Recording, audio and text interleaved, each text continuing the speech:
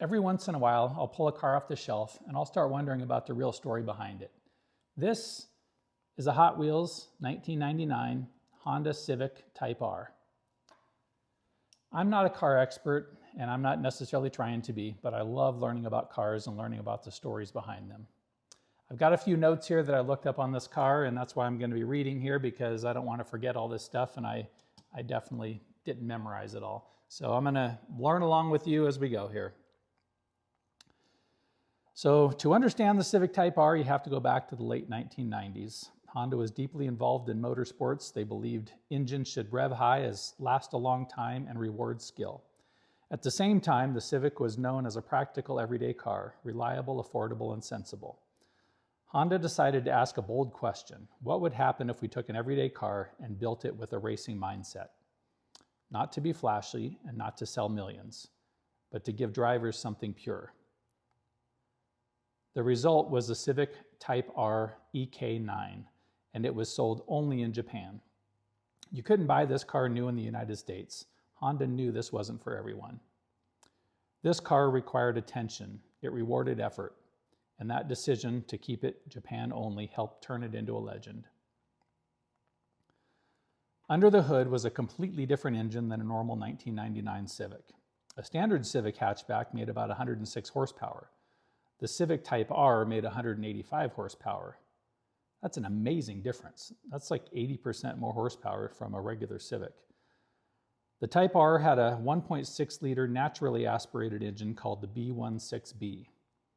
That's nearly 80 more horsepower without a turbocharger. Even more impressive, these engines were hand-assembled with tighter tolerances than regular production engines.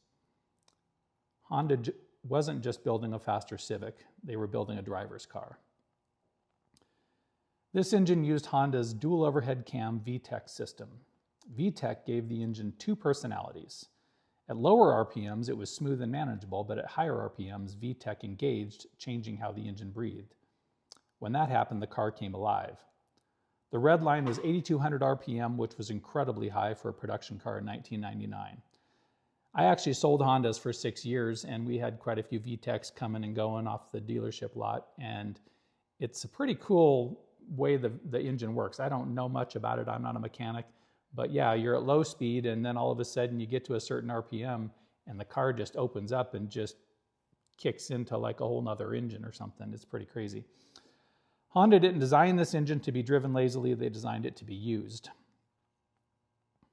Honda didn't stop at the engine. Compared to a regular Civic, the body has additional spot welds to stiffen the chassis. The suspension was tuned for precision, not comfort. And a factory limited slip differential helped put power down through the front wheels. And that last part was pretty huge.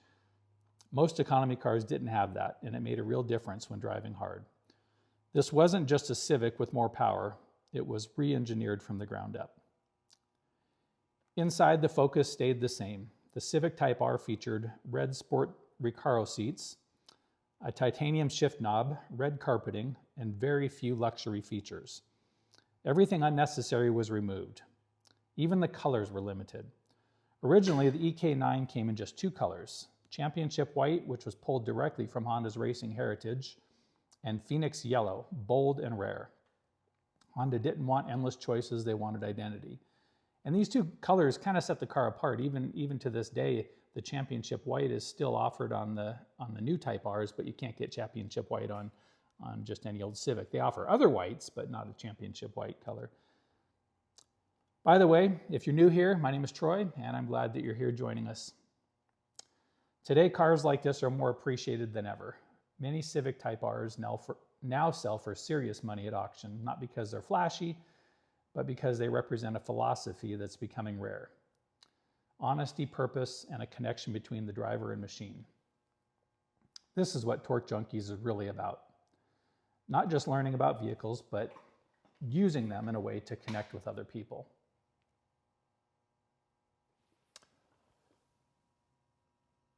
By the way, if you're new here, my name is Troy, and I'm really glad you're here.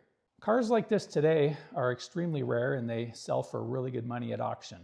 Not because they're flashy, but because they stand for true, authentic performance and connection between driver and machine. This is what Torque Junkies is really about. not just learning about vehicles, but using them as a way to connect with other people. And that might look like a parent taking a kid to the store to look for Hot Wheels, maybe friends at a car show together, picking out their favorite cars, or just sharing their favorite car memories. All of these things are designed to bring people together and to build connection and real relationships, to get away from all of our screens and all that stuff and connect with real people who share the same interests and the same passions that we do. Here's a few 1999 Civic Type Rs I found on Bring a Trailer that had recently sold in the last year or two. This one sold for $20,000. It was a Canadian car. Here's another picture of the back of that one. And here's another one that was also a Canadian car. This one sold for just over $16,000. And then here's a yellow one. This one sold for $39,000. This one actually sold in Linwood, Washington, which is where I worked at the Honda dealer. And I kind of think this might have been the same one that I saw when a customer was coming into the dealership to pick up some parts. There's an interior right there of the red Recaro seats. Obviously these cars were right-hand drive because they were JDM cars, Japan domestic market. There's another picture of the Recaro seats. And then there's the VTEC engine there. These are all pictures off of Bring a Trailer.